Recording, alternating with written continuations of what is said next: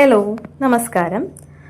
ഞാൻ കഴിഞ്ഞ 11 വർഷമായിട്ട് ന്യൂബോൺ ICUവിൽ വർക്ക് ചെയ്യുന്ന ഒരു നേഴ്സാണ്. അപ്പോൾ ഡിസ്ചാർജായിട്ട് പോകുമ്പോൾ പല മാതാപിതാക്കളും ചോദിക്കുന്ന ഒരു ചോദ്യമാണ്, സിസ്റ്ററെ നമ്മൾക്ക് ഈ കുഞ്ഞിനെ എങ്ങനെയാണ് കുളിപ്പിക്കേണ്ടതെന്ന്.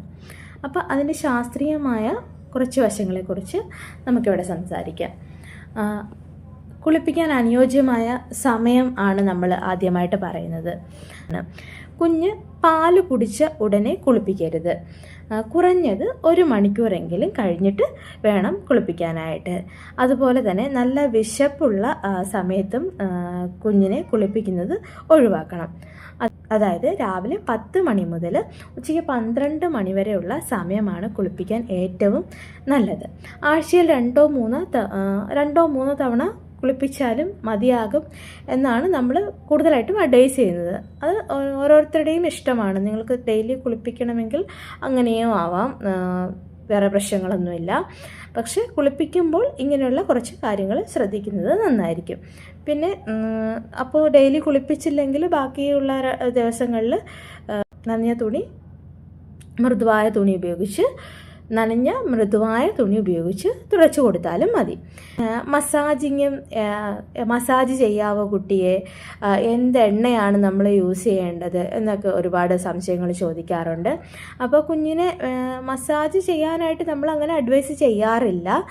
പിന്നെ പേശികൾക്കും ബലം കിട്ടാനും രക്തയോട്ടം കൂട്ടാനും വേണ്ടിയിട്ട് നല്ല നാടൻ വെളിച്ചെണ്ണയോ ബേബി ഓയിലോ ഒക്കെ ഉപയോഗിച്ച് ചെറുതായിട്ട് അമർത്താതെ കുഞ്ഞിൻ്റെ ശരീരത്ത് നമുക്ക് തടവി കൊടുക്കാം.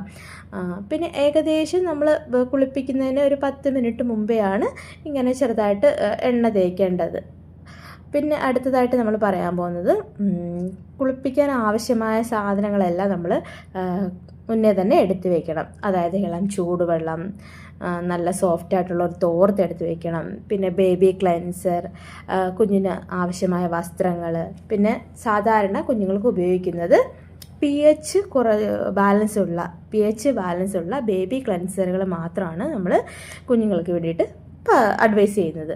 പിന്നെ വെള്ളത്തിൻ്റെ ചൂട് പരിശോധിക്കാൻ നമ്മുടെ കൈമുട്ട് വെള്ളത്തിൽ മുക്കി വെച്ച് നോക്കിയതിന് ശേഷം സഹിക്കാൻ പറ്റാവുന്ന ചൂടാണ്, ആ ചൂടിൽ സുഖകരമായ ചൂടേ ഉണ്ടാകാവൂ. കുളിപ്പിക്കേണ്ട രീതിയാണ് നമ്മൾ അടുത്തായിട്ട് പറയാൻ പോകുന്നത്.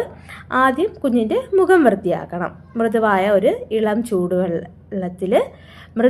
തുണി ഇളം ചൂടുവെള്ളത്തിൽ നനച്ച് കണ്ണിൻ്റെ ഉൾഭാഗത്ത് നിന്ന് പുറത്തേക്ക് പതുക്കെ തുടയ്ക്കണം. അതിനുശേഷം തല കഴുകാം. തലയുടെ മുൻഭാഗത്തുള്ള കുഴി വല്ലാതെ അമർത്താൻ പാടില്ല. ചെവിയിൽ വെള്ളം പോകാതിരിക്കാൻ വിരലുകൾ കൊണ്ട് ചെവി മെല്ലെ മടക്കി പിടിക്കണം. തല കഴുകിക്കഴിഞ്ഞാൽ ഉടൻ തന്നെ തോർത്തുപയോഗിച്ച് തല തുടയ്ക്കാവുന്നതാണ്.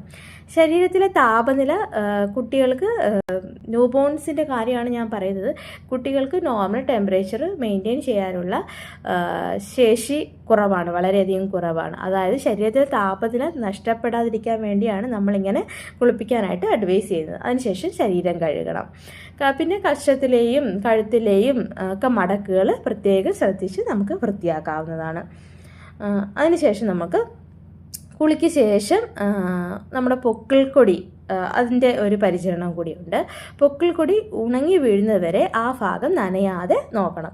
കാരണം അതിൽ വെള്ളം വീണാൽ അത് വീണ്ടും സെപ്സിസ് ആവാനുള്ള സാധ്യത കൂടുതലാണ്.